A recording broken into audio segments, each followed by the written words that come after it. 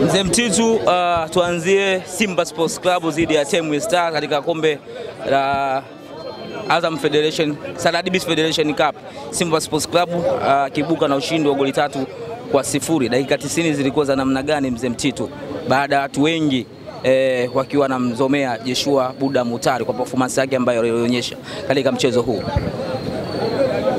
Kwa uwezo wa Allah vijana siku ile wamejitahidi, tena wengi wale ambao walikuwa hawapati nafasi ya kujumuishwa kwenye mechi wamecheza, wamejitahidi, tumepata goli 3-0, na wale vijana wa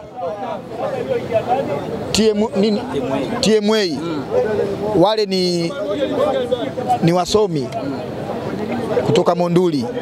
Mlikuwa mnawadharau, mtaona kama watu wa kawaida tu, lakini ni timu ambayo inajengwa kutoka kwenye taasisi kule Arusha.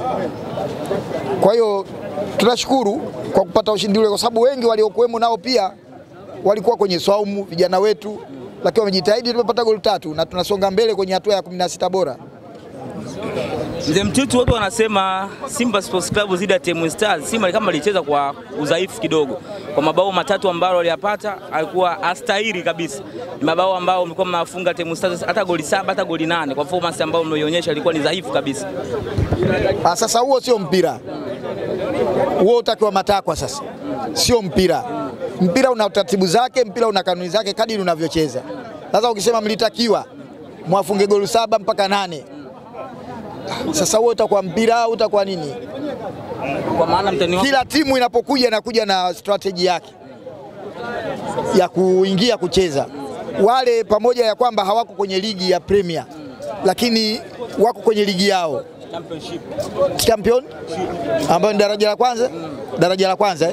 Sasa daraja la kwanza walishaiangalia Simba muda mrefu, walipoambiwa kwenye ratiba kwamba mtacheza na Simba Sports Club.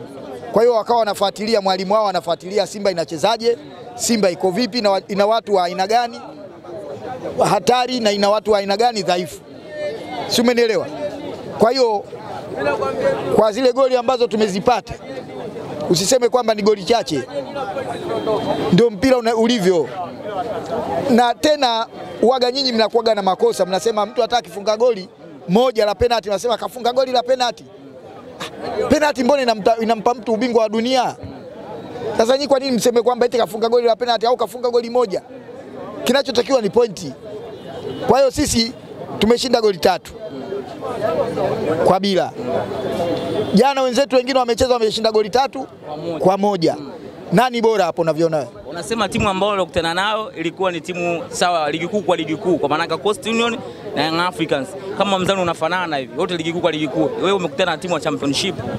Basi ya Championship ni bora kuliko hata ile ya Coast Union. Una maana gani Mzee Mtitu? Coast tunamuona, kwani mimi nilimfunga ngapi Coast kwenye nani NBC? Goli 3 kwa bila. Sasa ana tofauti gani na yule Championship? Championship wameshamtoa Azam, yupo. Azam wamemtoa ndio. Katoka na timu gani? Ambayo iko kwenye hatua gani? Championship. Kwa hiyo msidharau eti kwa sababu tena wale ndio wana timu ngumu na bora kuliko hata hawa wa Premier League. Okay, Mzee Mtitu, tukigusia performance ya Leonard Ateba Mbida kabla tujahama katika mchezo uliopita dhidi ya TMA, mchezo wa CRDB kwenye hatua ya 16 bora, kiwango cha Leonard Christian Ateba Mbida tumeshuhudia kikosa nafasi mbili za wazi, watu wakimponda sana kwa kiwango ambacho alikionyesha siku hii. Wachezaji kukosa goli ni jambo la kawaida. Wanaweza wakapata nafasi wakafunga, wanaweza wakipata nafasi wasifunge. Kwa mfano jana walitakiwa kufunga jana kina nani? Katika timu ile waliocheza jana mechi zile. Pacome hakupata nafasi ya wazi. Kafunga. Sasa kwa nini Mbida? Au kwa sababu huyu Mbida nani? Ateba alikuwa yeye na goli. Na Pacome jana alikuwa yeye na nini? Alikuwa na mabeki. Mabeki namna gani? Mabeki yote kishawaacha. Si alikuwa ametiririka mpaka kwenye 16 kwenye miguu 6. Akabaki yeye tu kuamua kufanya nini, lakini akafanya nini? Karudisha tena. Kwa hiyo mchezaji usiseme kwamba mbona kaenda pale kashindwa kufunga goli kwa wakati wa kupata muda wa kufunga, lakini alipopata muda Mbida kafunga kufunga. Alifunga goli moja. Sasa ulikuwa unataka nini? Sasa unaiona wapi sasa Simba? Simba naiona kama kawaida tu. Simba ni ile ile, inazidi kupeperuka tu. Wala haina shida. Mzee Mtitu, watu wengi mashabiki wa Young Africans upande wa pili wanasema mechi ya dabi ambao mtani hujatokea katika uwanja kanuni inavyosema, ndio Simba wameonekana kuwa na performance ambayo ni ndogo katika huu mchezo.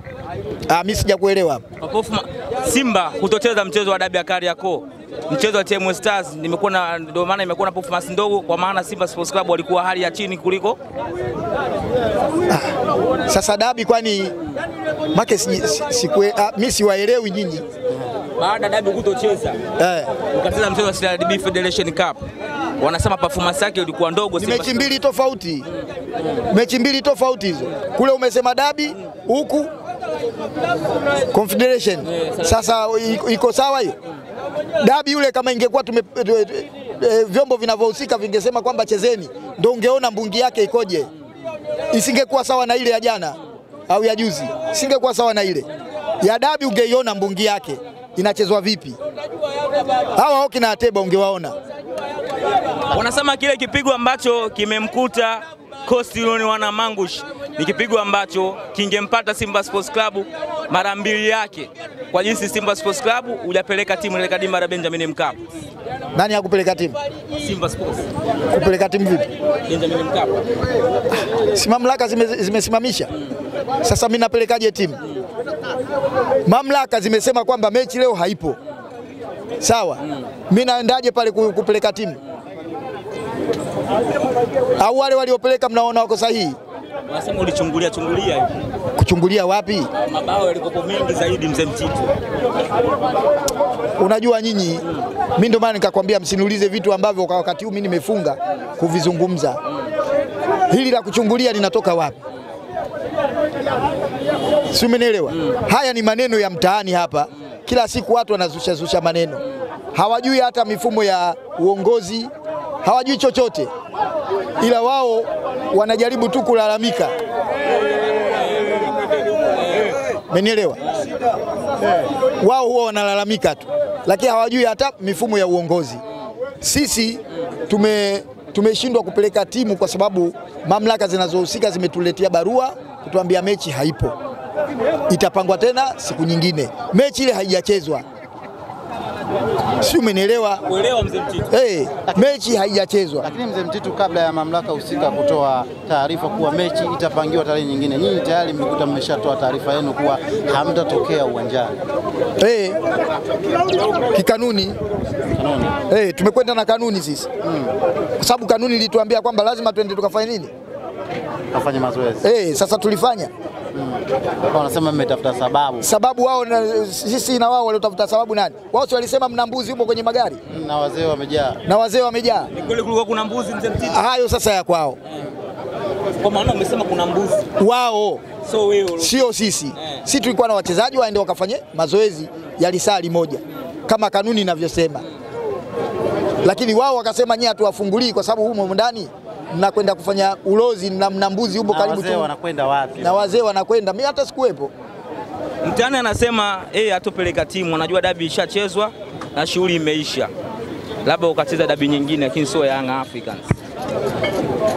Wamesema dabi ishachezwa tayari. Kwa barua au kwa nini? Kwa barua. Imekwenda wapi barua? Wanasema dabi tayari. Sawa, barua wamepeleka wapi? Ya kueleza kwamba sisi dabi tushamaliza. Barua wamepeleka wapi? Kwa maana wamekataa tena kuingiza timu kama wewe ulivyokataa vile vile. Mimi nimekataa kwa njia gani? Timu hajapeleka Mzee. Sawa, nimekataa kwa mdomo. Kwa barua. Sasa na wao wamepeleka barua. Huwezi kulijibu hapo hata miaka 100. Peleka barua Mzee. Barua wamempelekea nani? Sema Hamalawa apewe pointi 3 na magoli 3. Kwa kanuni ipi?